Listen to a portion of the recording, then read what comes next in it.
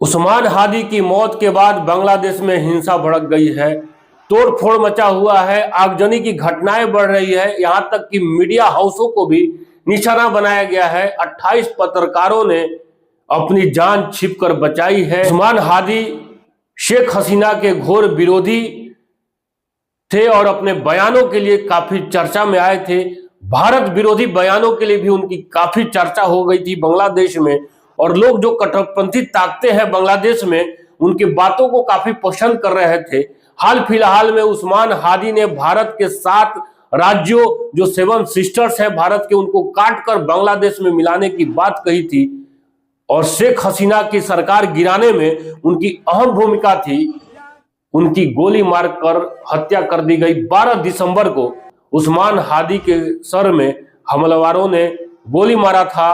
2 हमलावर बाइक से आए, उस समय उस्मान हादी रिक्शा से जा रहे थे। 2 हमलावर आए और सर में उनके गोली मार दिया और चले गए। उस्मान हादी का इलाज सिंगापुर में चल रहा था। सिंगापुर उनको लेके गया था ताकि उनका बेहतर इलाज हो सके, लेकिन उस्मान हादी की मौत हो गई। उसके बाद से ही जैसे ये खबर बांग्लादेश में पहुंची, बांग्लादेश में तोड़फोड़ और आगजनी की घटनाएं हो गई। इन सब के बीच एक हिंदू युवक को बांग्लादेश में भीड़ ने पीट पीट कर मार डाला।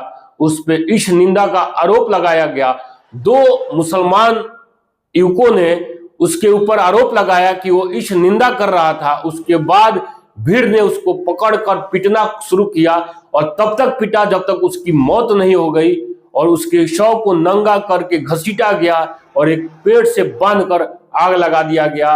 और इन सब के बीच में बांग्लादेश की पुलिस तमाशीन बनी खड़ी रही।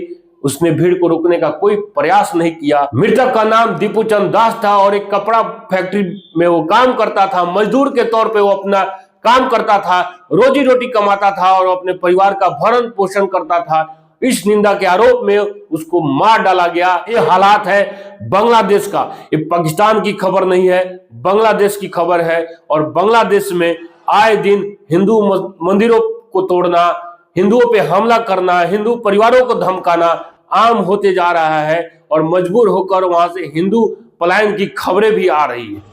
ये घटनाएं किसी एक देश का आंतरिक मामला नहीं रह जाता, बल्कि मानवाधिकार और अल्पसंख्यक सुरक्षा का सवाल बन जाता है। अधिकार संगठनों का कहना है कि धार्मिक कट्टरता और भीड़ की हिंसा बड़ी चुनौती साबित हो रही है बांग्लादेश के अंदर में। जिस तरह से वहां पे धार्मिक कट्टरता लगातार बढ़ते जा रहा है, वो वहां की कानून व्यवस्था के लिए बड़ी चुनौती साबित हो रही है, और सरकार, वहां की पुलिस, वहां की सेना इसको रोकने में नाकाम साबित हो रही है, लगातार नाकाम होते जा रही है। इन घटनाओं का असर केवल बांग्लादेश तक सीमित नहीं है, भारत बांग्लादेश के ऐतिहासिक और कूटनीतिक संबंधों पर भी इसका गहरा असर पड़ने की पूरी संभावना है। भारत के अंदर में भी राजनीतिक और सामाजिक स्तर पर इस पे गहरी चिंता जताई जा रही है कि आखिर क्यों बांग्लादेश में हिंदुओं को लगातार निशाना बनाया जा रहा है। विशेषज्ञों का कहना है कि भारत सरकार को बांग्लादेश की सरकार से इस मुद्दे पे चर्चा करनी चाहिए और निष्पक्ष जांच की मांग करनी चाहिए। बांग्लादेश सरकार को भी इस पर औपचारिक जवाब देना चाहिए कि क्या उस हिंदू युवक को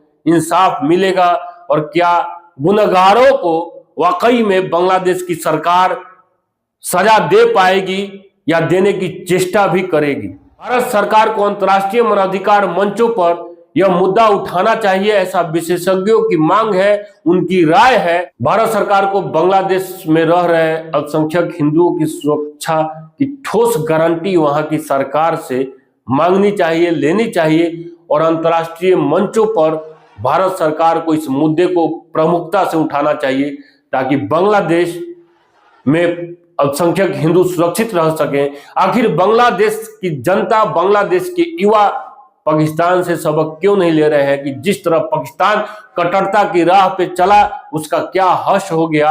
ये बांग्लादेश की जनता को देखना चाहिए, सोचना चाहिए, समझना चाहिए। किसी भी देश में मॉब लिंचिंग की घटना बेहद दुर्भाग्यपूर्ण होती है। पूरे दुनिया में जहां भी अल्पसंख्यक है उनकी सुरक्षा होनी चाहिए। कहीं से कट्टरता किसी भी समुदाय, किसी भी देश, किसी भी राज्य के लिए उचित नहीं होता, किसी समाज के लिए उचित नहीं होता। लेकिन दुर्भाग्यपूर्ण घटनाएं लगातार बांग्लादेश से आ रही है, और बांग्लादेश पाकिस्तान के रास्ते पे चल पड़ा।